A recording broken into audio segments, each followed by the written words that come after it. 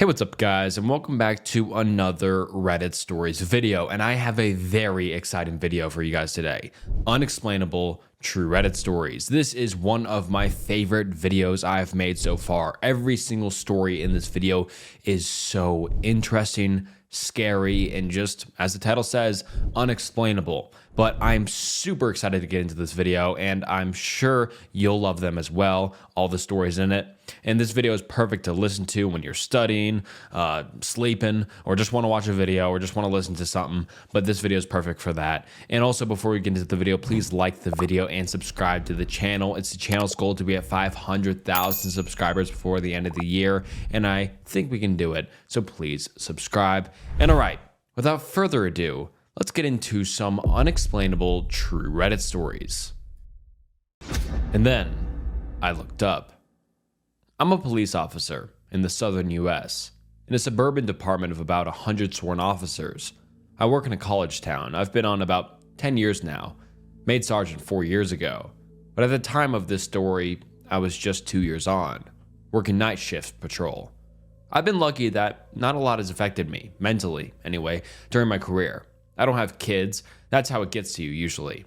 You can build all the mental walls you want, but when you have an emotional connection with your kids and see something happen to kids, the walls mean nothing. Anyway, this one stuck with me. It still makes my hair stand on end, especially when it rains. It was September, just after midnight. I get put on a call of shots fired. Now, normally, these calls turn out to be either fireworks or perhaps a car backfiring, but mostly fireworks. So unless we get multiple calls on it, or a confirmed gunman, or someone confirmed wounded, we just send one unit. That night, it was me. The shots fired was reported around a college football stadium. This was during football season, so there were a bunch of really big white tents set up all around the parking lots for tailgaters. I notified dispatch that I was on scene and started rolling through the parking lots, casting my spotlight here and there. It was raining, pretty heavily and hard to see. About halfway through the lots, my spotlight illuminated the silhouette of a man sitting in a folding chair under one of those big tents. I pulled closer and lit him up, and notified dispatch that I was out with one in the parking lot. His back was to me. He appeared to be hunched forward, as if his elbows were on his knees and his head leaning forward. I walked towards him and started calling out to him. Can't remember exactly what I said, but something like, "Hey man, you okay? You heard anything strange? Can you come talk to me?" He didn't move or answer. As I drew closer, I lit him up with my flashlight. I then noticed the outline of a shotgun on the pavement next to him. Combined with him not answering in the nature of the call, it was enough for me to break leather and have dispatch hold the channel. I kept calling to him as I approached, asking him to show me his hands, etc. 30 feet, 20 feet, 10 feet. My handgun, Glock Model 22, has a Streamlight TLR-1 light on it, so I had him lit up. 6 feet, under the tent with him. 5 feet, 4 feet. I close on him, come around to the front of him. Shotgun S-words are difficult. Often if they put the barrel under their chin, the blast from the barrel will blow the gun out from under the chin before the shot ever hits them. There was a guy in my hometown that succeeded in a shotgun S-word, only because he did it in front of a pond. Put the barrel under his chin, pulled the trigger, only managed to blow his face off. Coroner said he probably ran around screaming through the hole that used to be his mouth before he drowned in the pond. This guy succeeded. Blew his head clean off. You do this job long enough, you notice funny little details. His elbows were indeed resting on his knees. It was as though he blew his head off, set the shotgun on the ground next to him, and then leaned forward and rested his elbows on his knees to think about what he'd done. About that time, I noticed that, even though I was under the tent with him, it felt like it was still raining. And then, I looked up. I'm the sole survivor of a roller coaster that couldn't be stopped for 12 hours. Last year, I learned a lesson I will never forget. Trust your gut. I had the day off from work. I wanted to do something fun, but everyone I knew was busy. Makes sense. I mean, it was a Tuesday. I decided I'd just go to the amusement park by myself. I've done it before and had a great time. I'm a bit of a thrill seeker. Well, not too much anymore. Going 5 miles over the speed limit is about all the excitement I want out of life anymore. I got to the park at around 2 p.m. It was slow. Even for a Tuesday, it gave me a sense of excitement because I knew I'd be able to ride a lot of rides without having to be there all day. At the same time, it gave me a weird, uncanny feeling. All this space and not enough people to fill it up. I ignored the feeling and moved on. I don't know about you, but whenever I go to an amusement park, I like to work my way up to the really crazy rides. I'll just start small and finish off the day with my favorite. My favorite just happened to be called the Grim Reaper. It feels a little too on the nose, doesn't it? It was 7:30 p.m. and the park closed at 8:30. I knew it was time to get in line for my final ride. I also made a new friend while there. We met standing in line at one of my first rides of the day. We decided after chatting the whole time in line that we'd hang out for the rest of the day. His name was Charlie. We agreed on every ride that day, except for the last. He wanted to end the night on the Mind Bender, but after some convincing, aka the Mind Bender's line was way shorter while passing by, we decided to do the Grim Reaper last. We got in line for the Grim Reaper, and there was hardly anyone in line. It made sense, given that it was almost closing time. "Do you think they will let us ride multiple times if the line stays down?" Charlie said with his hands clasped excitedly in front of him. I just smiled at him and chuckled. Normally, I would have been excited too, but something in my gut felt so off. For some reason, I didn't want to go out on one of my favorite rides. Maybe it was the 5 corn dogs I ate a couple hours earlier. I figured. I'm a very rational person. I wasn't the kind of person to let anxiety or worry rule over me. I always thought life was just what you made of it. When we got in line, there were about 60 people, give or take. The people in front of us did their ride, and 30 of us were left in line. People started looking at the time and saying they were tired and just getting out of line. By the time it was our turn, only 19 people were in line. I knew the ride well enough to remember that it held 20 people, so if no one else got in line, they really might let us go multiple times. I really didn't want that though. Honestly, I felt even more compelled to get out of line after all those others did too. I didn't want to seem lame to my new friend if I wanted to get off the coaster after one ride. The time came for us to get on the ride. My heart was pounding faster than it ever had. I wondered if I was all worked up because I watched Final Destination 3 with a friend a couple weeks back. But I wasn't having visions of the terrible fate we would all face. I was just feeling off. I did everything in my power to get it to all make sense and not to worry, but nothing worked. I seriously considered just telling Charlie I didn't feel great after the last ride. But I finally found someone with my taste in roller coasters. I didn't want to let him down. We were towards the back of the line, so we didn't have much to say in where we sat. We ended up in the third car from the front. I was just happy we weren't in the front car. As you get on the Grim Reaper, it plays a cheesy little jingle. "Nowhere to run, nowhere to hide. The Grim Reaper will find you dead or alive." With music in the background that always sounded so dumb in the past. I couldn't believe it was getting to me. Charlie even hummed along to it while grabbing my arm with happiness. We got in our seats, and an employee came by and pulled down the metal bar restraint to secure us in our seats. It was the kind that strapped you individually over your shoulders. I'm on the chubbier side, but I can always fit into coaster seats. I've never been told I couldn't go on a ride. I'm just sometimes a little snug. It's actually kind of nice because I kind of feel secure. As we got strapped in, I felt the plastic-coated metal hit my shoulders and chest. It should have given me a sense of comfort and safety, but I just felt trapped. The employee walked to the station as the infamous big button that starts the ride. He flashed all a thumbs up and yelled, "Ready for the Reaper?" Everyone raised their hands and let out an excited scream. Except for me. I let out a large sigh, counting down the seconds, trying to imagine Charlie and I, once we were off the ride, and how happy we would be. The employee hit the button, and we were off. The coaster shot out of the loading station like we were a bullet being shot out of a gun. After that, it started on a relatively slow ascent up to a point to a drop off a 60 degrees.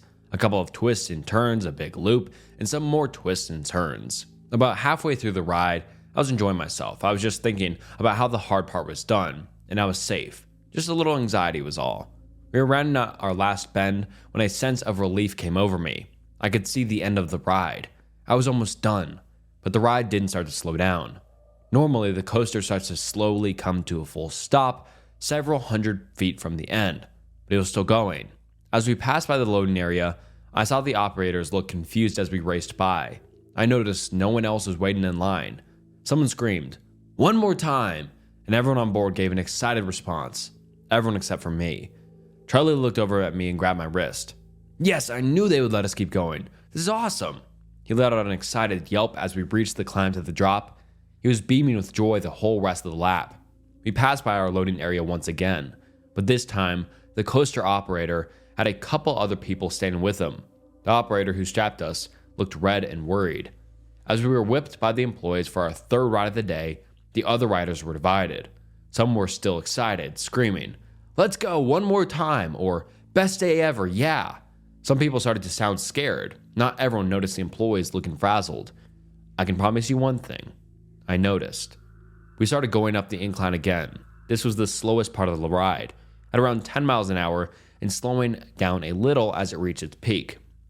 This gave us the opportunities to take a breath or try to talk, although it was only for a total of about 20 seconds. Are we stuck? I said nervously to Charlie. "I'm sure we're fine. There's just a malfunction with the electrical system not activating, the brakes or something. There's always a manual shutoff." He was cut off and we went down the steep hill. We passed by yet again, this time with more people looking worried and someone standing close to where the coaster would go by. He tried to yell at us as we went by, but we couldn't really understand him. Maybe something about them working on getting us off. This time, as we zoomed by, everyone was scared and starting to panic. I guess it didn't sink in for some people what was happening until right now. We went around a fifth time and everything remained the same. On the sixth time, we were at the peak and saw a fire truck coming into the parking lot. From the top of the incline, we had a perfect view of the parking lot, along with the side of a highway a little further out. It took 2 more loops around the track by the time the fire department got to us.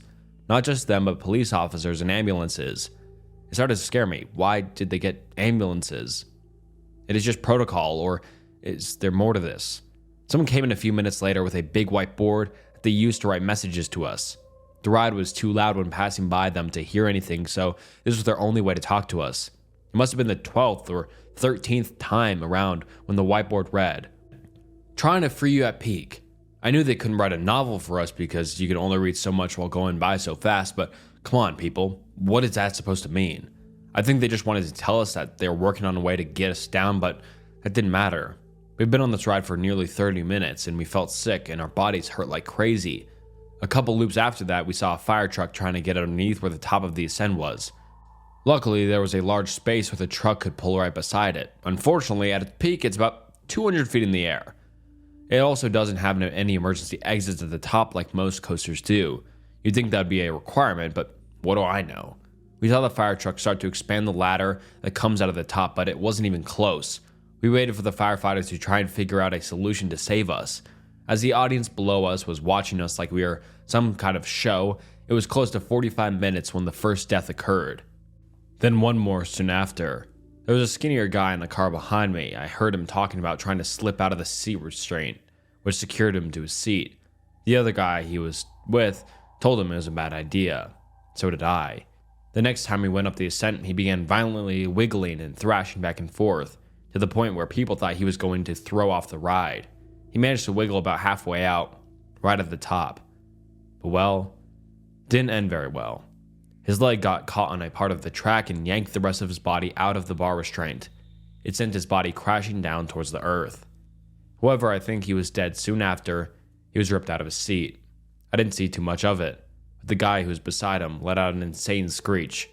Hearing that kind of agony as you were feeling the harsh effects of gravity hitting on your chest while going down a steep hill was truly mortifying. The screech out of nowhere stopped, and more people screamed. The man beside him had a heart attack. I could hear the symphony of moans and crying coming from the crowd watching us. I couldn't hear them before because of how loud the ride was, but they were terrified of what they saw. Police tried to escort them out of the park, but it didn't stop people from parking on the side of the road to watch and record on their phones. It made me feel disgusted. At around an hour on the ride, everyone stopped screaming or trying to talk to each other. It seemed like everyone accepted their fate. My nails were deeply embedded into Charlie's wrist. I couldn't scream anymore due to my throat feeling raw from the yelling. Even if I wanted to, I probably couldn't due to my voice giving out. I saw that I drew a little blood on Charlie, but he was too out of it to notice. He, along with a few other people, were incredibly sick. He threw up probably 5 times by this point, and looked cross-eyed. Around that time, the electricity in the whole park shut down. All the lights, everything. I think they were hoping a hard reboot of the whole park would stop the ride. The coaster didn't just rely on gravity, but also on a lot of help from motors and other electronic elements. It all turned off when we were on a straightaway. Of course, it still didn't stop. I could hear someone yelling with frustration, not understanding how it could still be moving if it didn't have an electrical source. After 2 hours, they let some family members come into the loading area, which was a terrible idea. We were doing our best to keep cool and stay calm. Our families watching us, zooming by them every 2 minutes, and absolutely screaming at us, made it so much worse. My mom was my first family member to show up. Don't get me wrong, I love my mom, but she is very stubborn and wanted something done even though they had already tried everything. Of course, it was just because she wanted me safe, but it was stressing me out. The firefighters put down a safety net underneath the ascent. It was still quite a jump if we could even get out and successfully to land on it. We might be okay, but we're all a little scared from what happened before. It seemed like they put it out just in case someone tried to get out again. It didn't seem like it was the plan to have us all just jump out of that moving death machine. They weren't desperate enough at that point. We saw a large group of people passionately arguing and yelling at each other. From what I could tell, it was made up by family members, firefighters, and some employees of the park. I'm sure with lots of varying opinions. The ride was on hour 3. When the coaster entered the loading area once again, I saw a woman run over to the control panel. A couple of people ran over to her and told her to stop and not press the buttons. She was screaming her head off and wailing. It had been hard to understand people in the past while going by them, but this was as clear as day. As we passed by, I could tell she was starting to break free from the grip of people holding her back. I wasn't too worried. Whatever button she was wanting to press, I'm sure it wouldn't work since none of the others worked so far. We were about 5 seconds away from going down the descent when we heard a click come from all our seats. The woman hit the button that unlocked all our overhead seatbelts. Of course, the seatbelt button worked, but not the button to stop the ride.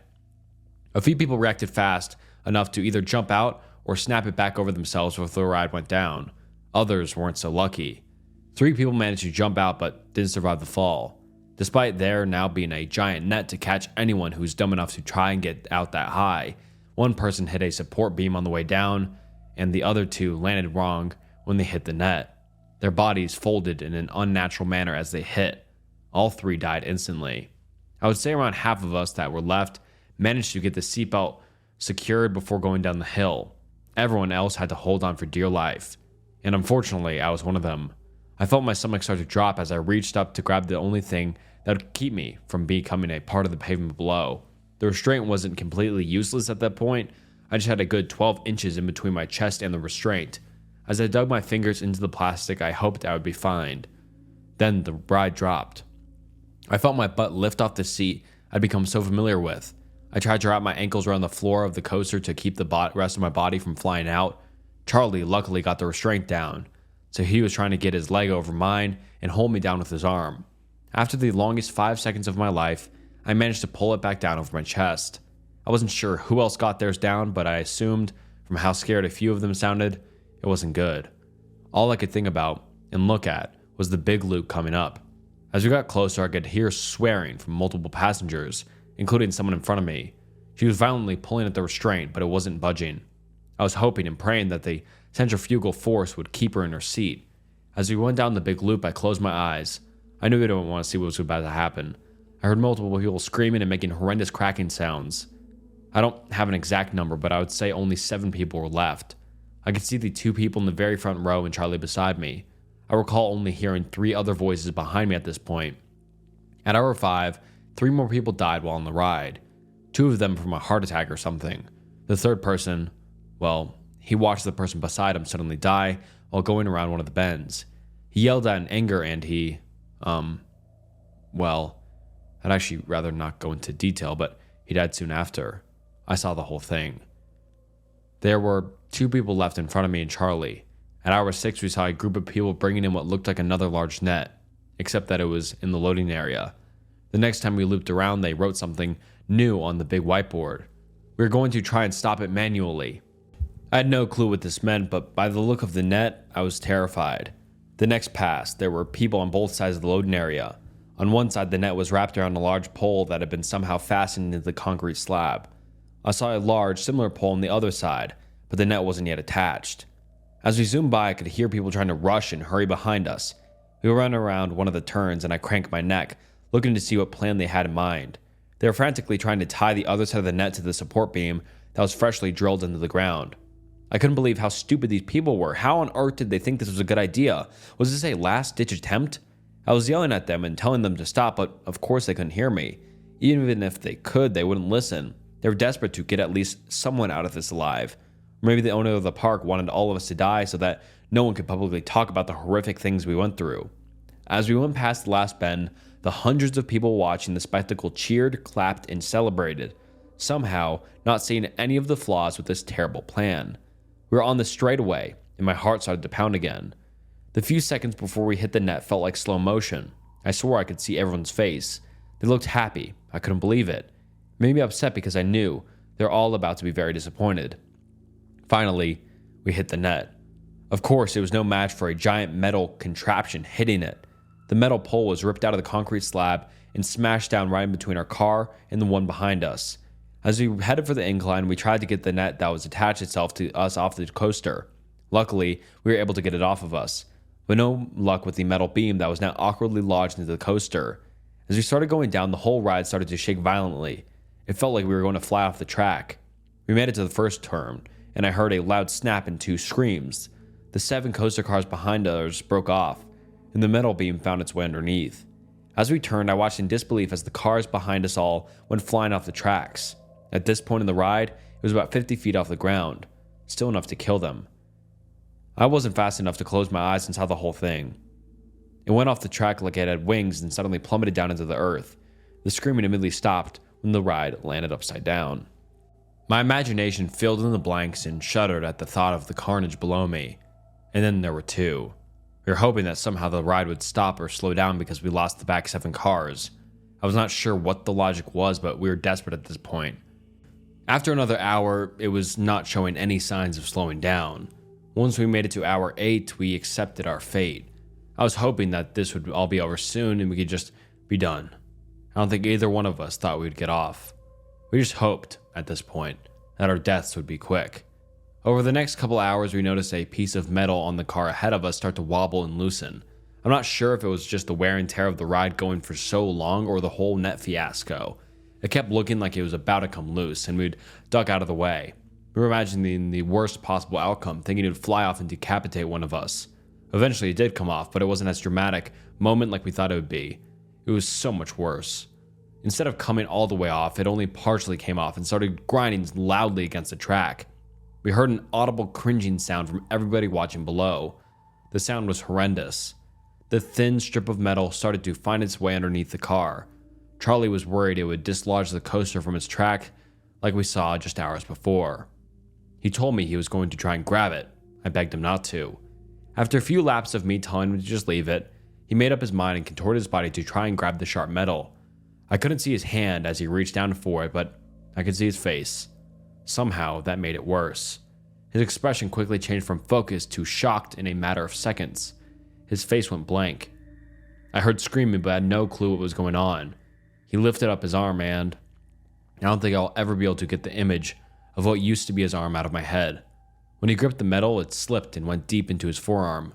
I tried to grab his shoulder to calm him down, but to my shock, he was calm. He was more silent at that moment than he had been the whole day. He wouldn't even look at me. He was almost mesmerized by the sight of his bloody, disfigured arm. I felt lightheaded and had a ringing in my ears, watching the blood start to make its way down his entire body, then to me in the floor of the coaster.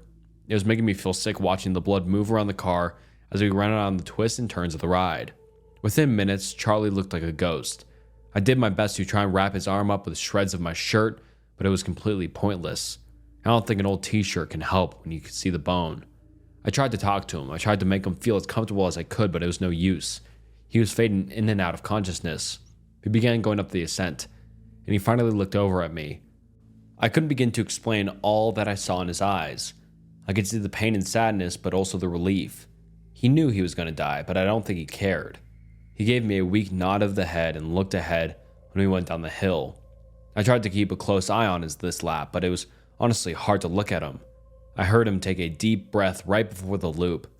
When we finished the loop, I looked over at him and, well, he was gone. I was now left alone in this death trap. I never imagined it could have gotten any worse, but having a dead body sitting next to you on a roller coaster is not something I would recommend. I was sitting in shock next to my dead friend for a couple hours. I was frozen in fear, not wanting to even think of a way out. After gaining some courage, I contemplated my next move. I came back into reality and realized the coaster was going just slightly slower. It wasn't significant, but if the loops were taking just slightly longer than before, that damn piece of metal that killed Charlie must have made its way underneath and not derailed it but slowed it down. I ended up taking off my shoes and Charlie's shoes. I had a plan that was probably dumb, but if I died, at least it would be in my hands. As I went by the loading area, the coaster started to slow down just before the ascent. I threw all 4 shoes right in front of the ride. A part of a shoe caught the truck in just the right spot. The ride was still.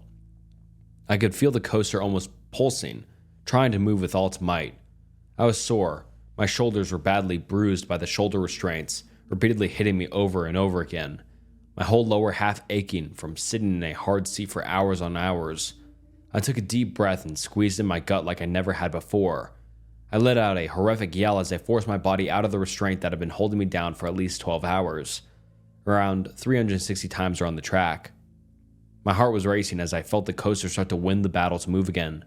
I managed to squeeze out just seconds before it took off. I was freed and jumped. Luckily, I just barely hit the net below. I also managed to hit the net, so I didn't hurt myself too badly. Nothing is worse than what the ride already did to me. I laid on the net, looking up into the sky. In disbelief, I was still. I wasn't moving. It was almost making me feel motion sick not moving around. Like when you're reading a book in the car and you look up after an hour. Everything was blurry. I could barely hear the faint sound of people trying to get to me, but it was mostly just my ears ringing and my heart beating. After just a few minutes, I was down. They immediately rushed me to the ER, where I stayed for 3 weeks. I sustained a broken rib, a broken collarbone, severe bruising, and a concussion, just to name a few, not to mention the mental trauma. I'm writing this as I'm feeling ready to finally tell my story. This is the first time I'm digging back into my memories and recollecting the whole experience. I've started to work through all of this with a therapist, and it's made me realize I need to get it all out of my system. Don't bother trying to find anything about the story. The owners of the park have done a suspiciously good job hiding it. It's another reason I want to get my story out there. They have completely scrubbed the internet of it somehow. Although talking with a professional has helped, there are still some sounds and images that I can just never completely get out of my head. If you take one thing from my story, it's that you should trust yourself, even if you don't believe in a higher power or gut instincts. If you have a feeling, trust it. Please. Home alone with my old dog. Although it doesn't seem like it, this happened quite a while back, probably over 10 years ago. I was in the later years of high school and was home alone. My parents were at a wedding that required them to stay at a hotel, and my brother worked the night shift. At that time, my family lived in a very well-known East Coast city in a blue-collar neighborhood that was starting to take a nosedive. As a teenager, I was a bit of a loner. I wasn't a nerd or anything, I was a big dude who had friends and went on dates, but I'm a natural introvert, so I cherished the rare alone time that I got. This weekend, I was looking forward to engaging in my normal empty house routine. Play some PlayStation on the big screen TV, then order a late takeout dinner, pizza or Chinese, and pig out while watching some Dragon Ball Z. Then around 2 a.m., fall asleep on the couch with my old dog Cecil. Cecil was a beagle who was as old as the hills and had been in our family about 8 years. He was quiet and peaceful, and spent his time begging for food and sleeping. Unlike most beagles, Cecil never howled or barked. He was more content to rest his head on your lap and spend the night there. Anyway, back to the story. It's approximately 1 a.m. I just finished the last slice of pizza and was dozing off on the couch when I hear a bang coming from the back alleyway. I didn't think much of it. Anyone who has lived in a city knows noises happen at all moments of the night. Cecil's head popped up out of my lap and the hair on his back stood up. He was always a bit skittish, so I calmed him down and started dozing off again. Not more than 2 minutes later, I hear another bang, and Cecil did something I never seen him do before. He leapt off the couch and ran like the wind towards the door leading to the basement, barking and growling like a dog twice his size. The look on his face reminded me of a German Shepherd canine unit. I'd never seen him like that before, which got my adrenaline pumping. Through the dog's barking, I could now make a persistent banging. There was a seldom used door in the basement that led to our back alleyway. It was old and rusted and was hard to open even with a key, and it made a lot of noise. I suddenly realized that someone was trying to break into my house through my basement door. Quick little bit of context for anyone who hasn't lived in a bad neighborhood. If someone tries to get into your house and moves on after they realize the door is locked, they want your stuff. If someone is persistently trying to get into your house despite the door being locked, well, they want you. Knowing this, I rush upstairs to grab the heavy wood baseball bat that I keep under my bed for situations like this. Then I head down to my basement. I probably should have ran, but I was a macho teenager with a tough guy complex, and plus I had nowhere to go. While I'm heading down the stairs to my basement, Cecil blows past me with the speed and aggression of a dog half his age. Suddenly, I hear a man's voice say, "Oh fuck," and the banging stopped. I didn't call the cops or anything else, which was probably the dumbest thing I'd ever done. I just sat up for the rest of the night with a bat in my hand. My brother came home that morning and I told him what had happened. We went to the basement door to take a look, and when we gave it a tug to open it, the whole door fell off. The psycho was one good shove away from getting in my house, but old Cecil scared him off. I'm pretty sure that lazy, fat old dog saved my life. When I tell this story to people, they dismiss his actions as a dog doing what a dog was supposed to do. But when I tell you that Cecil never barked or moved that fast in his life, you can take that to the bank. It was almost like he knew the urgency, like he knew that door was going to give. A few years back, we had to have him put down because he just had no will to live anymore. Before the injection, I got a moment alone with him. I thanked him one last time for his friendship and for what he did that night. At this point, I was a grown man with a wife and kids. I'm convinced none of that would have happened without old Cecil. Thanks, pal. I miss ya. Being left alone at a house in the middle of the Mojave Desert. Back around 1992, I was in high school at the time. I was a sophomore, and unlike most of my friends in school, I didn't work the typical high school jobs like McDonald's, Taco Bell, some retail job in the middle of the mall, or work at the local grocery store. I was very good with my hands and worked jobs like construction, demolition, flooring, and auto mechanics. All of my contacts I worked under the table as I started working on some of these jobs at 14. It was beneficial for both of us as I was only called in when needed, and I was the guy willing to only work evenings and weekends. One of my contracts worked doing remodeling projects like at restaurants, bars, retail shops, and typical commercial projects that we could only work after hours. Like I said, that worked out for both of us because I went to school and would sometimes work after school or weekends. For this one contact, it wasn't uncommon for him to leave me alone at a site and have a list of things for me to do alone, mostly demolition work. I did this while the other crew was doing the installation or remodeling work. I was the kid but had their respect because I did what I was supposed to do and did the work of a man without complaints. I got paid good, and in one night I could make more than my friends did working all week at McDonald's.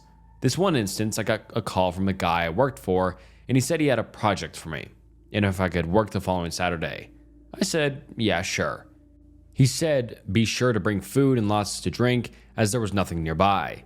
I used to have a small cooler and fill it up with drinks like Cokes, Gatorade, or whatever, plus chips and a couple sandwiches. Back then I could eat a whole pizza by myself and burn it all off. He picked me up that Saturday morning as I didn't have a car or license yet, so he would pick me up and drive me to the sites for work and leave me alone there. I rarely worked with his other crews as they were the more skilled labor guys. I was just the tear-out kid. Here's the part that was my major downfall to the story. I didn't pay attention to where we were going. I was too busy talking to him and think we were talking about cars. You see, at the time, my goal was to save up enough money to buy an old muscle car and rebuild it. It took a long time to arrive to the site. As we drove up, it was in the middle of nowhere. Now, you may not think California has places like this, but back in the early 1990s out in the Mojave Desert, yes, it was big plots of land and homes more than a few city blocks apart. I knew we left the highway and went down a few other two-lane highways for a long distance. I remember he asked me about my drinks and he pulled out a brand new jug of water that he had in his truck that looked like it had been there a while and told me to take it with me just in case. He said that the water of the house I would be working at was off. As we pull up to the property, he is a hurry to drop off tools and get to the other work site, so I hurry up and help him with things like breaker bars, shovels, pry bar, hammer, broom, several big trash bins, and a small tool bag that I often had with me. He tells me that he will be back to pick me up at about 5 to 6 p.m., as there's no electricity to the site either, plus it should only take me till then to do what I needed to do. That was always his way of saying, I'm only paying you till this time, so you better get everything done by then. It was never too outrageous, and we would always have a good understanding on time and tasks. He drove away, and I am on his property all alone. I walk into the house. It's mostly empty. My job was to remove all remaining furniture, contents, and appliances, remove all the flooring, gut the kitchen and bathrooms, and remove all the wood paneling. This project was going to be like what we now call a flip. They were going to fix it up and sell it. Almost immediately, I get kind of spooked by the place. It was very odd. Now, mind you, I am used to being on sites alone working all night. This was the daytime on a Saturday and bright outside. However, the house was old, dark, musty, and kind of cool inside, the kind of cool that gives you goosebumps. To add to the spook factor, the house let me describe what I remember about the house. Imagine walking back in time to the 1960s or earlier. Dark green carpet that I looked like matted down broccoli, pine wood everywhere that had a darker stain to it. The wood paneling wasn't the kind used in the 1980s sheet paneling, but actual board paneling, tunged and groove. Old window curtains that all looked like someone's grandma made, avocado green sink, stovetop, oven, and the stuff that was left behind like old furniture and a closet full of old stuffed animals that looked to be about 30 years old. The style of this house was like an old western ranch, as there were wagon wheels inside and outside the house. I had an old battery-powered radio, but only could get a few stations, but was just happy for the noise. I started removing all the junk from the house, and as I normally did on a project, if there wasn't a dumpster on site, I made a trash pile. I tore up all the flooring next. To my delight, everything seemed to come up with ease and it was a rip. Cut and toss. I took a big demo hammer to the kitchen and tore it apart in less than an hour.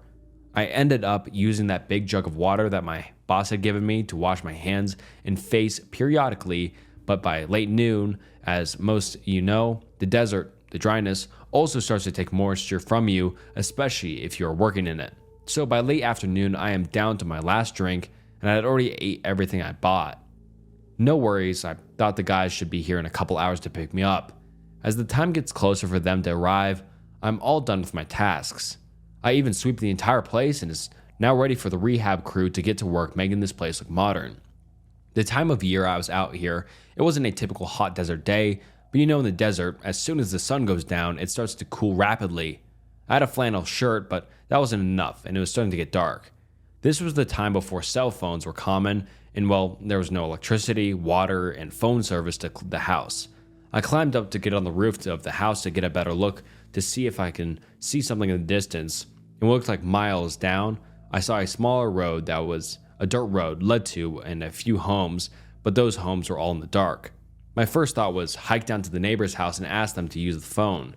The nearest house, no one was home, and this home also looked abandoned. If you remember, in the early 90s was the start of a decline of the economy and recession, so it wasn't uncommon for a lot of foreclosed homes in a tract of homes. And a lot of those I worked on at the time. I started to think about my options as darkness fast approached. One was to stay at the house until morning, to hike with what little water I had a few miles in the dark Mojave night. 3, wait until early morning and hike out of there to some sort of civilization. It also suddenly occurred to me that no one knew where I was except my boss. I don't know if he told anyone else where I was, and certainly my family wouldn't miss me until maybe Sunday night, but I didn't even tell them I was going to work there. They knew me and how much I would work to save up for my car, that they never worried about me not coming home. As full darkness was all around me, it was amazing looking out at the night sky, and lucky for me, the moon was bright. I didn't have a flashlight or any way to make a fire. Even though I tried, I was going to make a small bonfire out of broken up construction debris as the temperatures started to fall probably down to the low 40s. My only option was to go back inside the empty, creepy house that somehow seemed even more creepy, sitting alone in the dark. At about 8 p.m., the batteries on my radio, which was my only source of little light and noise, started to die. I grabbed my old wooded chair and sit in the living room of this house facing the door. I'm starting to hear wind, odd noises which I assume are animals in the distance, and what sounds like leaves cracking under feet. I'm starting to shiver from the cold, so I set off on trying to start a fire in the fireplace. Imagine like Tom Hanks in Castaway trying to make a fire. At least this is keeping my mind of my situation. Sitting in this living room next to the fireplace, the house seemed even more darker than it should have. Mind you, in the daytime, the inside seemed dark, so with only the moonlight, I was pretty much sitting in complete darkness. My mind starts to playing tricks on me. I am seeing shadows moving outside and inside the house. I'm also starting to hear someone talking like whispers or something. I get up from my chair and yell out, "Hello." And just as I do, I hear something fall from the other side of the house. I run over to the door and go outside again. At least in the moonlight, I can see better, but off in the distance I hear noises and see movement but can't make it out. I have my pile of tools by the edge of the house ready for when my boss picks me up, so I run over there and grab Big Daddy. It was my big, heavy pry bar that I used in demo. I was ready to defend myself for who or what was out there. I have to keep moving because my undershirt and flannel shirt wasn't enough to keep me warm. The wind was also starting to pick up, and for as far as I could see, no lights around me. I didn't want to try and make it up on the house again out of fear of falling in the dark, but I get up on top of the gate just to try and gain a little bit of altitude to see if I see some house lights or nearby or car lights. My mind went to these stories that circled around at the time about how people would come up to the Mojave desert and bury bodies, how there were Satanist groups out here, and how people would go missing for no reason out here. Every noise had me on edge and every shadow had my heart pounding. Now I knew no one was inside the house, but I swear I would hear noises from inside. I held it up on the front porch, looking in the living room window, expecting to see someone out at any moment. By around 11 p.m., I look at my watch, thinking this is going to be a long night, as all this stuff only happened since it got dark. I don't know how I'm going to make it another 6 hours till daybreak. I start thinking the moment it gets to be daybreak, like the moment light starts to appear on the horizon, I'm going to take the little water I had left and walk east. I knew going east I would eventually make it somewhere. The dirt road I was off of, I knew that direction led to a paved road. Closer to midnight, I am wide awake. My eyes are fixed on the dirt road, thinking that any time now a car would come down it, and maybe they can call for help for me. I remember casually turning to look back into the house, as all this time I keep hearing noises but telling myself maybe a rat or some animal. I see a shadow of a person move from the kitchen to down the hall. I jump up from sitting down and was like, that is not an animal, that's a human. I start backing my way out of the front porch towards the pile and trip over debris and fall down on the ground. I get up but fall again. It was like something pushed me down, or my imagination, but all of a sudden, these bright lights are coming closer to me as I am laying on the ground. I jump up and it's my boss. He's looking at me like, what the heck are you doing? I was just so glad to see him I wasn't mad or anything. Just asked him what happened. He said that he was sorry, but he thought the other crew was coming to get me, and they thought he was coming. So no one actually came. He said it wasn't until later in the evening he asked the other crew leader about how far along I got, that he said I didn't go get him. Well, it took him almost 2 hours from where they were working to come get me. He felt really bad and told me he was going to pay me for the entire time I was out there. He also grabbed a can of Coke from his cooler and asked me if I was thirsty, and I drank that all in one gulp. Once we got back towards civilization, he went through a fast food drive-thru, and I ate like I had never ate before. As he was driving me home, I asked him about the house. I told him how creepy it was. He said he didn't have any information on the house, only just what we were supposed to do. After that, I made sure to always keep extra batteries, flashlight, and double the amount of liquid. Something strange happened to me in Mount Rainier National Park, pictures included. I wanted to pose this here to maybe get some feedback on something that happened while camping in my Mount Rainier National Park yesterday. The circumstances around what happened are very foggy, as I have very limited recollection of what happened, as everything happened in a haze, but pictures that definitely prove that something, whatever it was, did in fact happen. Let me give some context. I, 23M, went to a van life meetup in Umanclaw, Washington over the weekend. The city is close by Mount Rainier National Park, and because I had already made the trip, I figured I might as well camp overnight nearby the park in a dispersed camping spot in the forest. I bought some ingredients to make some carne asada tacos, downloaded some movies, and was ready for a nice cozy evening in my van, something which I do on most weekends in various campsites around the state. I hiked around the campsite, which was very nice, save for the large amounts of trash which was littered about, which made me really sad. The trail led to 2 fire pits not too far from where I had parked, and it ended at a quiet riverbank. It seemed like it was a spot that local teams might go to drink or smoke weed. There was even a log bench with the words 420 painted colorfully on its seat. I wasn't sure how recently people had been there, and there were open, half-drink cans around the fire pits, which seemed cold. I wasn't quite sure if this meant anything in the moment, but it was a bit on the warmer side, outside at around 70 degrees. I decided that it likely wasn't active camp and stayed. The spot wasn't terribly isolated. Every 30 minutes or so, someone would drive by to claim other campsites down the lonely fire road. Some trucks and even an RV. People like me looking to spend time out in nature and who don't want to shell out the extra cash for a campsite. After exploring the area, I went back to my van to start making dinner.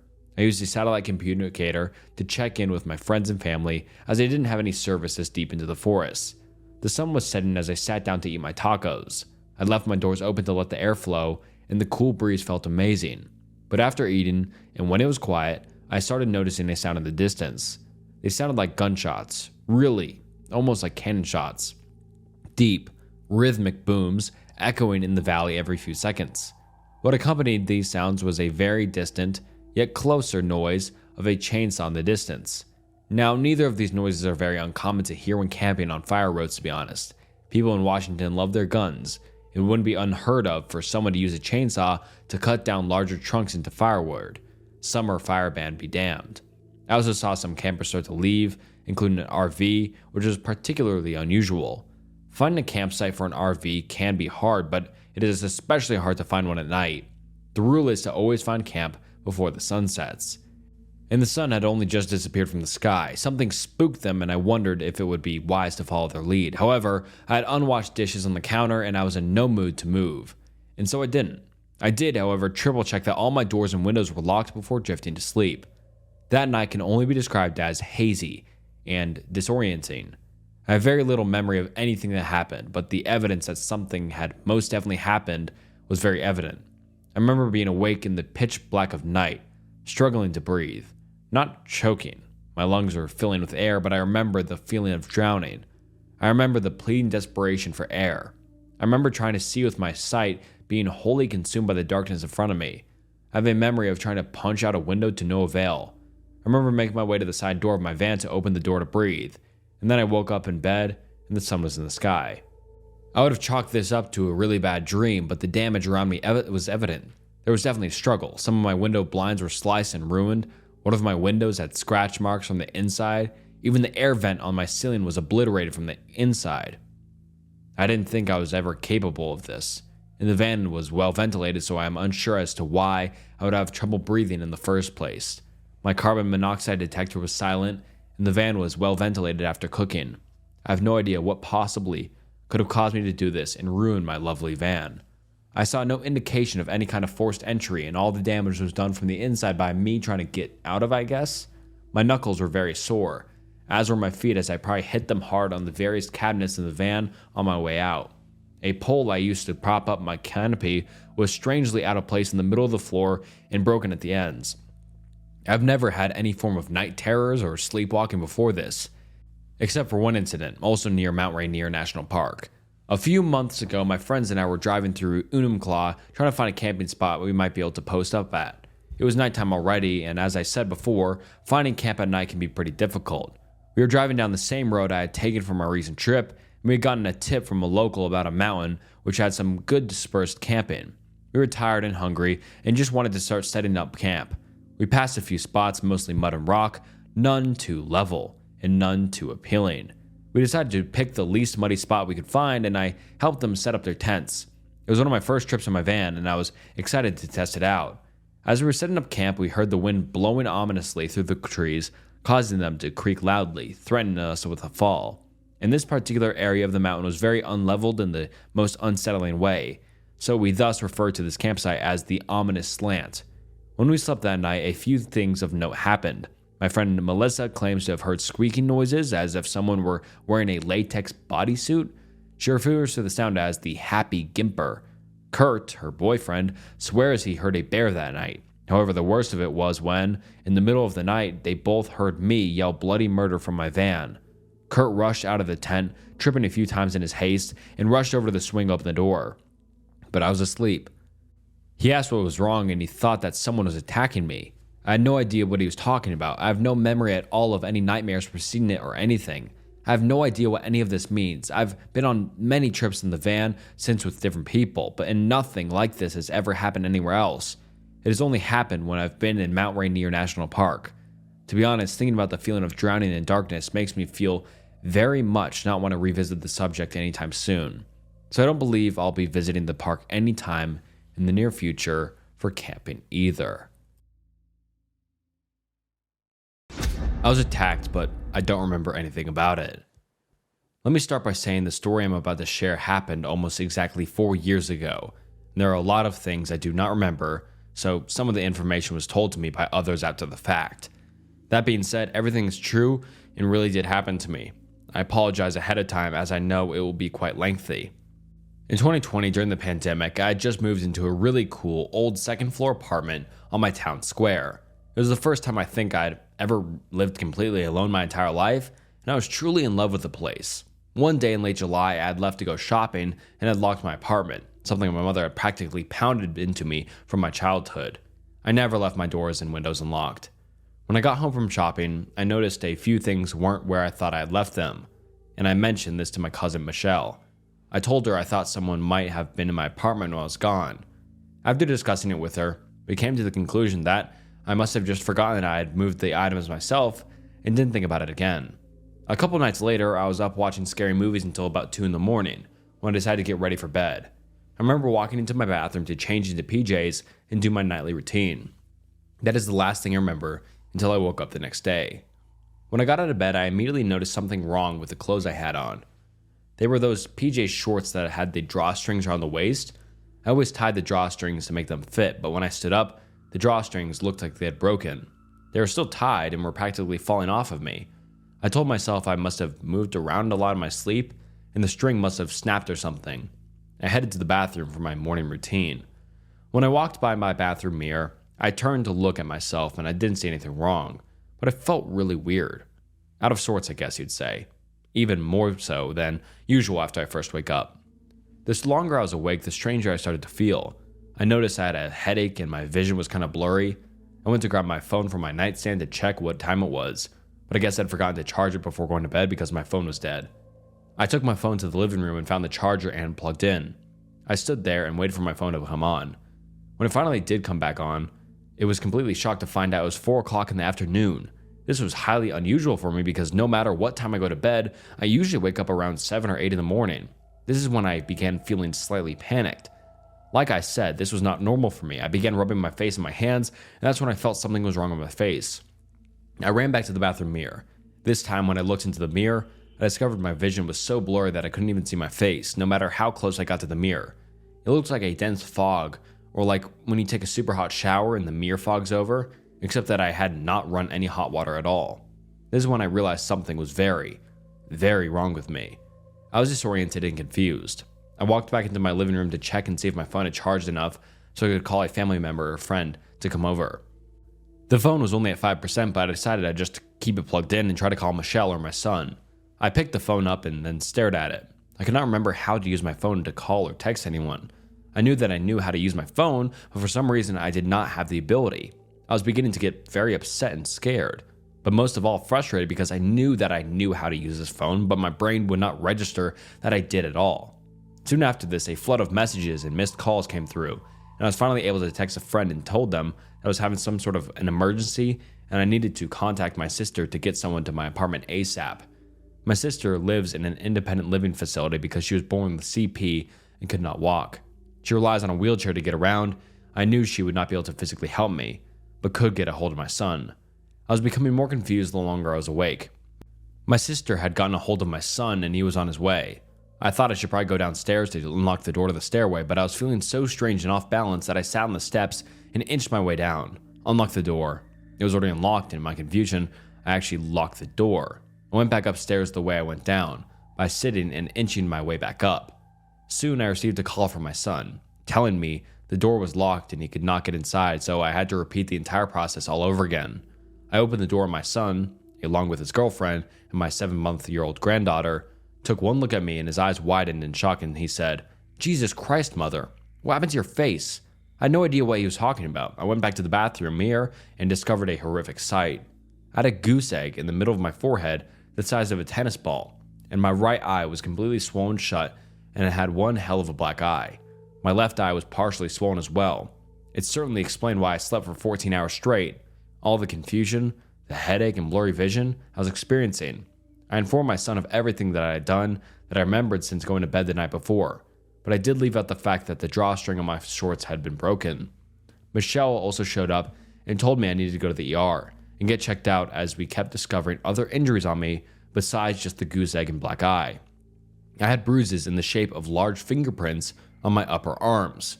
They were not my own. I am tiny, 5 foot tall, and only weigh about 117 pounds. It sort of looked like someone had been standing in front of me, facing me, and had grabbed my arms to shake me or something. Then we noticed I had red marks around both my wrists and both of my ankles. I also had rug burn type injuries on my shins and knees. I was very confused still, and I have absolutely no memory of what took place in those 14 hours I was sleeping. It's just a nothingness, a black hole in my memory. Even when I try to remember now, which I don't force but do think about on occasion, I was taken to the local hospital's ER, which is really nothing more than a glorified Band-Aid station. The nurse practitioner on call kept asking me what happened, even though I kept telling her I had no idea. Maybe I fell or something. She then asked if I was in a relationship with someone, and I informed her I was single and was not seeing anyone at the time. She did not believe me and had the nurse call the police. I was confused, so I get why she didn't believe me, but then I said, well, if you don't remember what happened, there's not much I can do, but I can tell you with 100% certainty that you did not cause these injuries. Someone did this to you. The police never came in to talk to me, and I was discharged into the care of Michelle. I couldn't be left alone due to my condition, so I was arranged that I would be staying the night with Michelle and my Aunt Kay. I was told if I started getting nauseated or began vomiting or my confusion and headache got worse to call an ambulance immediately. That's what ended up happening about 2 hours later. I was horribly dizzy and I had tried to eat something because by the time it had been over 24 hours since I had eaten anything. They got me something to eat and I began hallucinating. At first, it was just auditory hallucinations. I was sitting with my aunt on our bed watching TV when all of a sudden I noticed that the movie we were watching had completely different dialogue. I didn't remember being in this particular movie. Then the characters in the movie began directly speaking to me. I don't remember what they were saying, and I kept glancing between the TV into my aunt to see if she was hearing the same thing I was. I was totally aware that I was hallucinating, but I had absolutely no control over it. Then the paranoia started. My daughter called to check on me. She lives in a different town, and even though I was on the phone with her, I was convinced she, along with several other family members, were all outside of the house talking about me. That's when I started vomiting and my cousin called 911. When the ambulance showed up, the police also showed up, and they were talking to my cousin. When they asked me what hospital I wanted to go to, I told them the name, and my cousin, who knew me very well, knew I would never ask to go to this particular hospital. A story for another time. However, because I seemed with it enough to the paramedics and I kept insisting that is where I wanted to go, that's where they had to take me. I wish now that they had listened to her. Because it was incredibly late at night and the hospital I was taken to was 25 minutes away, no one in my family met me at the hospital, and the hospital did not even try to call my family for information. I don't remember what I did or what I said to anyone after that. I was so confused and hallucinating that it must have been bad as I was committed to the hospital psych floor over a traumatic brain injury for 11 days. 11. Also another story for another time. Maybe I'll write a part 2 to this because it's also incredibly long. I still to this day have no recollection of what happened to me, but I really don't want to remember. Seeing as all the medical professionals and my own healthcare providers who saw my injuries say that I had to have been attacked by someone, it's scary to think of all the possibilities. Was someone actually hiding in my house that night without me knowing? Could have been one of the carnival workers I saw walking around the town square earlier that day? Worst yet, was it someone I know and still have in my life now? I'm not sure which is worse, not knowing it all or having the memories of it forever. If you have read this entire post, thank you. I've also been very reluctant to share this story, but I also find writing out all the details I do remember to be very therapeutic in a way. I've always been afraid of our garbage disposal, but I trusted my wife. My wife has insomnia and does chores when she can't sleep. It's been that way for so long that I've stopped noticing. Usually I don't even wake up. But a few nights in a row, she started running the garbage disposal a lot. Off and on, throughout the night, sometimes for a minute or two. Of course, I couldn't sleep through that, so late one night I went downstairs to check on her. She was in her PJs and bent over the sink, staring into the drain. She was leaning in so close that some of her hair had piled up in the bottom of the sink. "You lose something?" I asked. She gasped and snapped up when she heard me. "You scared me," she said. She did look jumpy, which made me uneasy too. I saw that she was holding something and asked her what it was. "Nothing, a slice of turkey," she said guiltily. She had balled it up into a gray-pink blob from squeezing it so hard. "That doesn't go in the garbage disposal," I said. I didn't know what else to say. "Right," she said. "Sorry, I'm half asleep." She dropped it into the trash under the sink. There was a pack of sliced turkey on the counter, already half eaten. Why did we have it? I was the one who ate lunch meat, but I hated turkey. I don't remember telling her to pick up any. "Hungry?" she asked. She had seen where I was looking. "No," I said. My body had gone cold. Something felt seriously wrong here. She nonchalantly turned around and put the lunch meat back in the fridge. Then, with her back still facing me, she said, "Actually, I did lose something in the sink. A gemstone stone in my ring." She turned around and shrugged. "I'm an idiot, sorry." "Which did you lose?" I asked, trying to sound nice. I had never talked to her while she was in one of her insomnia spells. It was more like she was sleepwalking, or as if I were talking to a stranger, a woman who only looked like my wife and had wandered into my house. "A little one right here," she said, pointing at a ring. "You wouldn't have noticed it. It's really small. You can barely even see it where it's supposed to go." I doubted that I wouldn't have noticed it. I bought her the ring, but the kitchen was too dark for me to see clearly. "You want me to fish it out for you?" I said. She smiled. "Sure," I said. Going over to the sink, I felt a sudden panicked urge to run back upstairs, but I pushed that feeling down. I loved my wife. I trusted her, even when she was maybe half lying. I reached my hand inside the drain. It was damp and warmer in there than I had expected. The bumpy edge of the blade was almost hot. The metal must have heated up from the garbage disposal running for so long. "It's really small," she said. She came over to watch and leaned against the wall. The switch for the garbage disposal was right next to her shoulder. I almost told her to be careful, but didn't. I didn't want to seem controlling. She smiled again at me. I poked around the sides of the garbage disposal container. Everything I touched soggy and soft. Old scraps of food. The container felt like it was made of rubber. I thought it would be maybe metal or hard plastic, but the sides gave slightly when I pushed, and they were strangely warm. My wife was watching me intensely, her shoulder now on the edge of the light switch panel. My finger brushed something hard, and she moved her arm, the arm that was on the switch, and I ripped my hand out of the drain. "What?" she asked. "Did you cut yourself?" "I'm fine," I managed to say, my voice is shaking. Was she really going to flip the switch? "You are?" she asked. "Yes, I'm fine. I couldn't find anything. Sorry." "That's okay," she said, yawning. She went back up to bed. She moved slowly, oblivious to her surroundings. Maybe she was sleepwalking. I followed her upstairs and found her already asleep. I couldn't make myself get into bed with her. None of it had made any sense. Her running the disposal, the meat, her lie about the ring, so I snuck back downstairs. The sink looked the same as before, a few drops of water around the rim, a waxy smear of grease on the stainless steel. I put my hands on either side of the drain and stared into the black hole. There was nothing unusual about it, other than the vague threat of something sharp hiding out in sight of the dark. But then I heard a low, soft gurgling sound in the drain. I bent over and lowered my ear to the drain to listen better. Maybe it was water moving through the pipes, but this sounded more organic, like the gurgling sound of a baby might make, and I realized that my ear felt warm. Warm air was wafting out of the drain every few seconds as if the hole were breathing. I pulled away from the sink. Nothing came chasing after me. Just to see what happened, I got a slice of turkey and pushed it down the drain with my finger. As soon as the meat had slipped past the drain flaps, the garbage disposal roared to life. The metallic grinding noise rattled through the house. I probably screamed, but I couldn't hear anything over the harsh, wet, grating sound.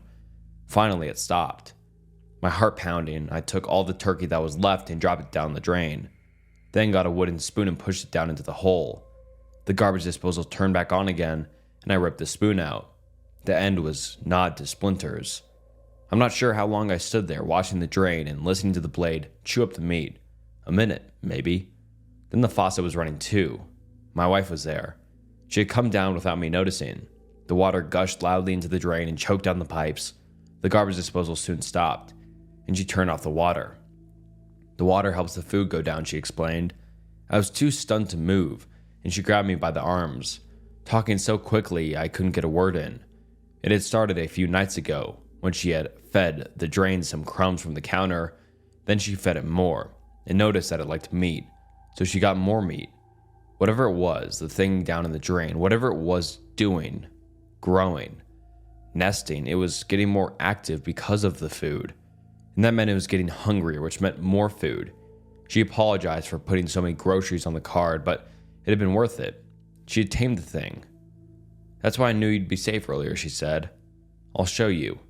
She got a bag of sugar out of the pantry, wet her hand under the faucet, and dunked it into the bag. She pulled her hand out and it was completely covered in sugar. Then she stuck her hand down the drain. Stop, I screamed. She pulled her hand back out. It was perfectly fine and perfectly clean, not a speck of sugar left. See, she said. He won't bite, and it feels good. She sugared up her hand again and stuck it back down the drain. It kind of tickles, and it's so warm. I couldn't speak. You want to try, she asked.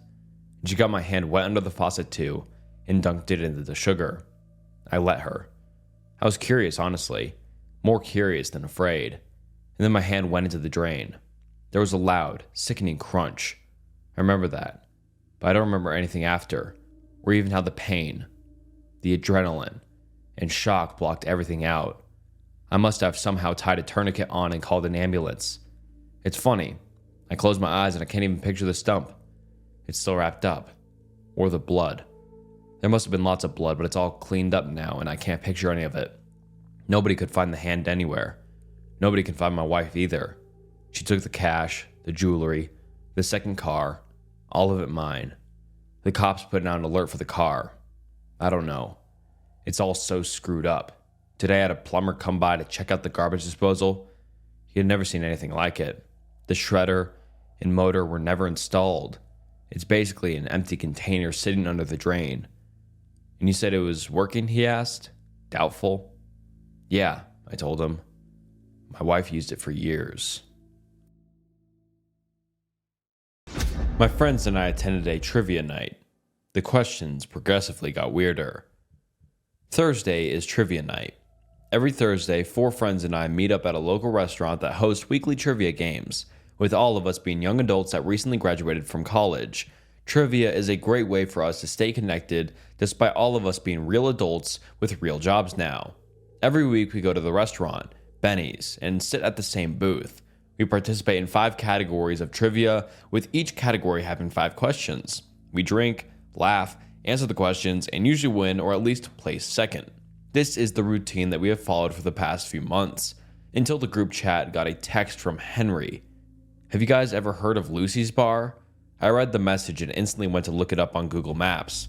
Nothing came up in the search bar except some recommendations for other bars or establishments that start with an L.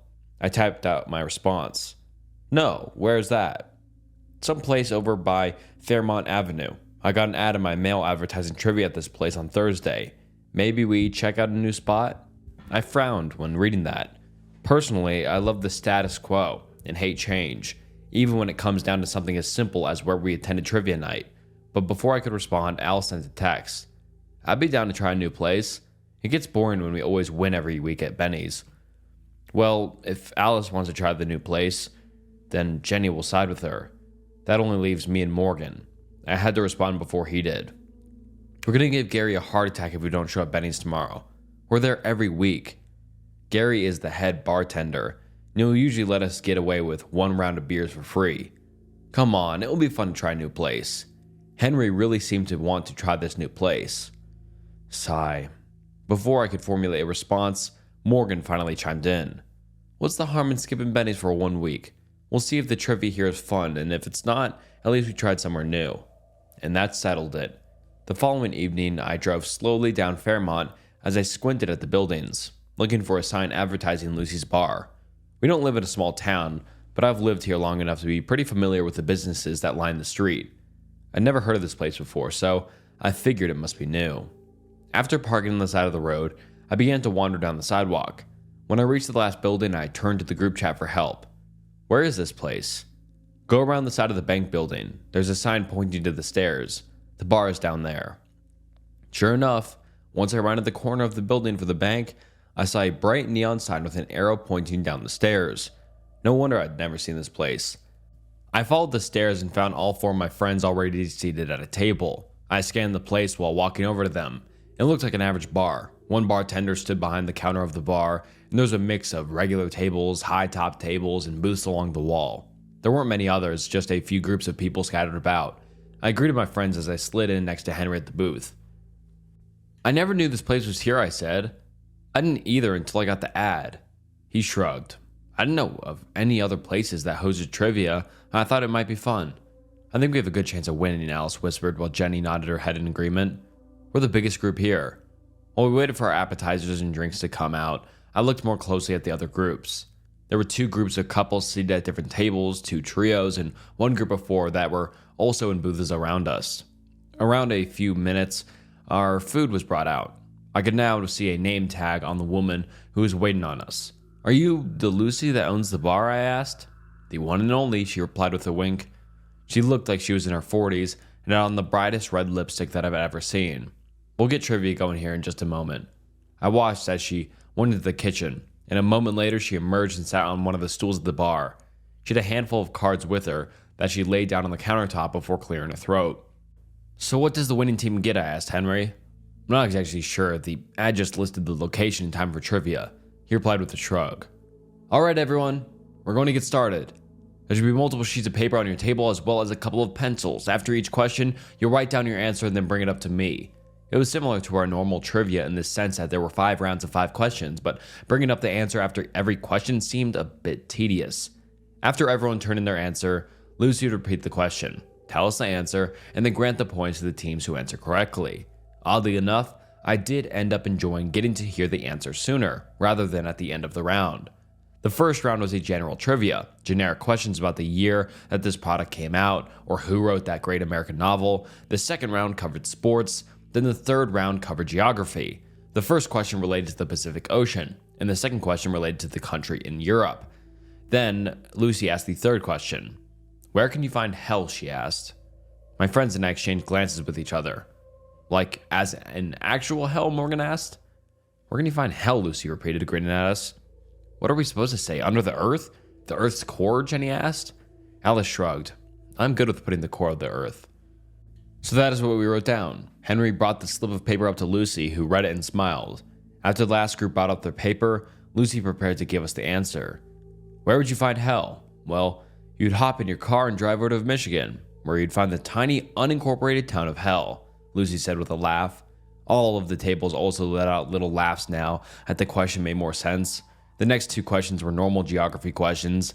Lucy listed the placings of each team, and my group was in first, but only by a couple of points. Then we got to the 4th round. Time for round 4, Lucy exclaimed, clapping her hands together. Name this 2005 horror film that Keanu Reeves starred in. Everyone immediately turned to Henry, the horror film buff in our group. Constantine, he whispered, and Jenny wrote it down. She had been tasked with writing the answers since she had the neatest handwriting. After everyone turned in their answers, Lucy confirmed that Constantine was the correct answer. Next question. Who do you like the least in your group? Lucy asked. I looked at my friend, and then at Lucy to see if she was being serious. Who do you like the least in your group? There is no right or wrong answer, but you will not get a point if you don't turn in a real answer, she explained. What? Morgan asked. What kind of question is that? Yeah, I'm not writing anything down, said Jenny. If you choose not to write an answer, you will not receive any point. And it's in your best interest to get as many points as possible so you can win, of course, she said cheerily. We all sat in awkward silence, waiting to see if anyone would bring their paper over to Lucy. No one did. Well, Lucy chuckled, you guys get a pass with that one. But moving forward, if you do not bring up a real answer, you will get docked points. Next question. Who is the most rational, level-headed person in your group? Still weird, but I guess this isn't a mean question to answer, Alice said. I'd probably say Jenny, I answered, and everyone nodded in agreement. Jenny wrote down her own name on the paper and brought it to Lucy. Excellent. Now you can earn a point, Lucy told her. The other group slowly filed over to the turned in their papers, and once everyone was seated again, Lucy asked another question. Who in your group would you sacrifice if you had no choice? Complete silence filled the bar. I think I've had enough of these questions, Morgan said. I'm done with this. The rest of us voiced our agreement and began to put our cash to pay so we didn't have to wait for a bill to be rung up. I'm afraid that no one can leave until trivia is complete, Lucy said in a sympathetic voice that did not seem sincere. I don't think you can really stop us, said a man from one of the couples that was sitting at a high-top table. He was putting his coat on while his wife grabbed her purse. Lucy was silent as we watched the couple walk up the stairs. Once at the top, we couldn't see them anymore, but we heard the sound of a door attempting to be pulled open, followed by cursing. Flustered, the man ran back down the stairs. The door is fucking locked. Open the door, he shouted at Lucy. I told you that no one may leave until trivia is over, she clucked. Please return to your tables so we may continue. We should be allowed to leave if we want, Morgan told her as we all stood awkwardly around the table. Everyone else was murmuring in agreement, trying to figure out what to do. The rules are the rules. Once you begin trivia, you must play all the way through. I highly recommend continuing your participation because the first place group will win a very promising prize, she told us. You can't keep us locked in here, said a man from a different group. There is no other way out of the bar, Lucy told them, and the murmurs at each table slowly began to turn into panic. All I ask is that you finish trivia. That's it. We all looked around at each other. Alice looked at her phone and groaned in frustration. Of course we don't have servers in here. It seems like we have to tough it out and finish the trivia. We're already on the 4th round. We only have about 6 questions left, said Henry. Disgruntled, the couple seemed to also come to the conclusion as they returned to their table, and we all sat back down. You all have 1 minute to submit your answer for the previous question. If you fail to turn in the paper with a real answer, you will be docked a point, Lucy told us. She doesn't know any of us, I whispered to my friends. Let's just put a random name and turn it in. Jenny nodded and wrote something down before bringing it to Lucy. After the minute was up, only 3 of the other groups had turned their papers in. Lucy reviewed the slips and tallied the points. Sadly, none of you get points for this round. Some of you failed to turn in an answer, while the groups that did submit an answer chose not to be truthfully named a member of the group. You all get docked a point. How the fuck does she know that? I whispered to everyone, who all stared back at me with wide eyes. Next question. Last one in this round. What is the worst sin you've ever committed? Since there is more than one person in each group, I expect one answer for each person. Your points still count towards your overall group score, but you can get more points if everyone answers truthfully. We all sat there speechless. Do we try to leave again? Jenny asked. I wouldn't, Lucy said. Red lips stretched into a wide grin. Just finish it out. There's only 1 round left. Your group is in the lead, and it is in your best interest to keep it that way. Why do you keep saying that? What does the first prize win? A girl from one of the trio tables asked. You'll find out soon enough. If I were you, I would work very hard to try to take that first place spot, Lucy replied. Now let's turn in those answers. The girls from the table ignored her and walked over to the staircase anyway. We heard them pushing against the door, but apparently to no avail, as they gloomily came back downstairs a minute later. Well, somehow she knows if we're lying, so we have to turn in the right answer, Alice said. About the worst sin we've ever committed? That's a fucked up question, Morgan retorted. Clearly this woman is whack, but we all have to turn in our own answer. We don't have to look at each other's answers, but I think we should just answer truthfully, Henry reasoned. Fuck it. Yeah, I just want to get out of here. Let's turn in our answers, I said. I pondered for a moment. What is the worst sin I've ever committed? I cheated on my partner in high school. I felt really awful about that for a long time. Obviously, we weren't married or anything, but I wrote down adultery/cheating on my slip of paper and turned it in. Lucy snatched the paper from my hand and after reading it, winked at me. I walked back to the table and sat down. After everyone had reluctantly turned their answers in, the room sat in an eerie silence while Lucy examined the papers and wrote down the scores. She proceeded to list out the ranking of groups by points, and our group still held the lead. We have made it to the last category, Lucy announced. First question, what is your deepest fear? While not a fun question, it wasn't as awful as the sacrifice question. The rest of the round proceeded with bizarre questions, including, who do you hate the most in your life? If you had to kill someone, how would you do it? Which circle of hell in Dante's Inferno would you be sent to? And we finished with the grand finale question of, will you return to trivia at Lucy's? My answer was simply a fuck no. After the last group turned in their paper for the last question, I let out a breath I didn't even realize I was holding. The same guy who tried to leave earlier stood up again. "Can we leave now? Trivia's finished." "I haven't yet announced the winners," Lucy replied without looking up from her score sheet. "I don't care who won. We want to leave," he told her. "Well, the winners get to leave first," she said in response. She listed the rankings again, with the duos finishing last, then one of the trios. Third place went to the other trio, second place went to the group of 4, and my team was announced as the winners. "Congratulations," Lucy said, beaming toward our table. "You all get to leave first. Second place gets to choose 3 people to leave, and third place gets to choose 1 person to leave." Everyone who had been gathering their things stopped in their tracks. "Forget that, we're leaving," said one of the girls in the duo that finished last. Lucy stood to her feet. "No," was all she said. "You can't stop us," the other girls said, and the two of them headed towards the stairs. The bartender, who had been silently cleaning glasses at the counter, now stood at the foot of the stairs, blocking them. "Let us through," the first girl demanded. The man stared at her silently. He lifted his jacket up to reveal a gun tucked inside the waistband of his pants. The girls shrieked and ran back to their table, while everyone else descended into panic mode.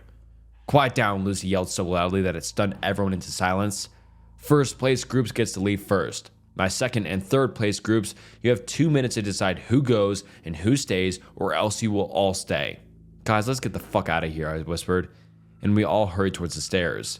The man moved slightly to let us through, and we all clambered up the stairs. I reached the door first, and I held my breath as I pushed it. Thankfully, it opened. We stumbled into the chilly night air and backed away from the staircase. "We have to call the police, right?" Alice asked as we had already had her phone out and unlocked. Yeah, Morgan said, watching the staircase. "What just happened?" Jenny whispered, staring at the ground. What did she mean when she said that the second and third place groups had to choose who got to leave? No one answered. A moment later, 3 other people emerged from the staircase and came over to us. "We left Adam in there." One of the girls said, tears streaming down her face. "Please tell me you called for help." "We did," Alice assured her. "The police are coming." We watched the doorway to see if one person from the trio would have come outside, but no one did.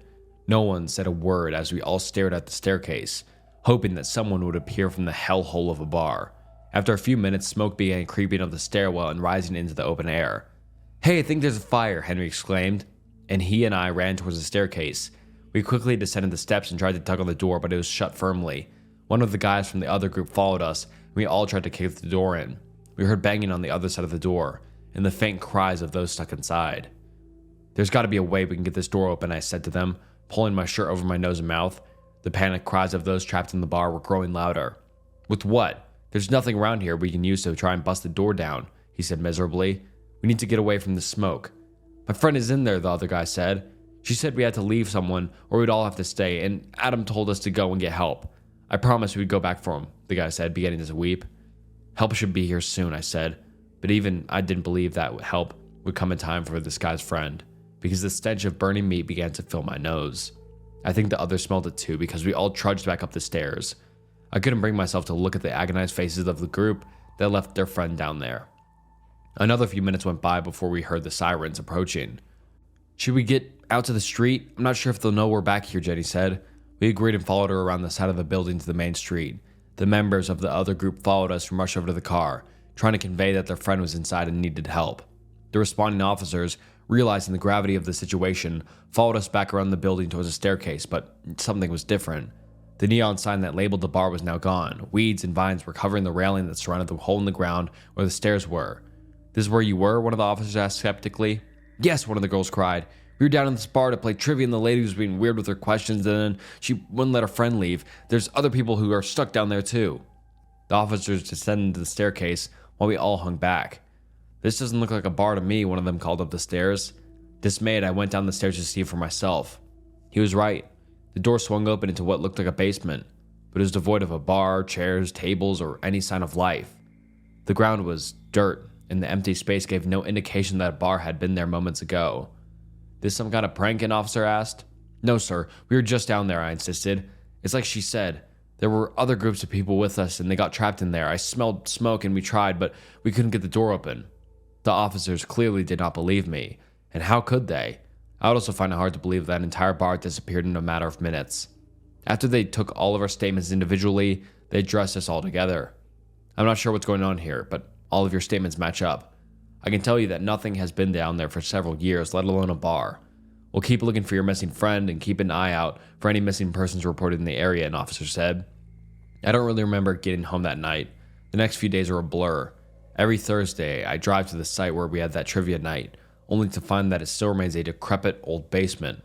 My hope is that when Lucy's bar reappears, I'll be there to ward off anyone who thinks they're going in for a fun night. And my advice for you is, if you ever find yourself participating at a trivia night in a new place that you're unfamiliar with, make sure you win. And alright guys, that wraps up Unexplainable True Reddit Stories. I really hope you enjoyed this video. I enjoyed reading these stories, and I hope you enjoyed the video. And thank you so much for watching to the end of the video. And make sure you like the video, subscribe to the channel, all that jazz. It helps the channel a bunch. And just thank you again for watching all the way to the end. It means the world. And alright, until next time, see ya.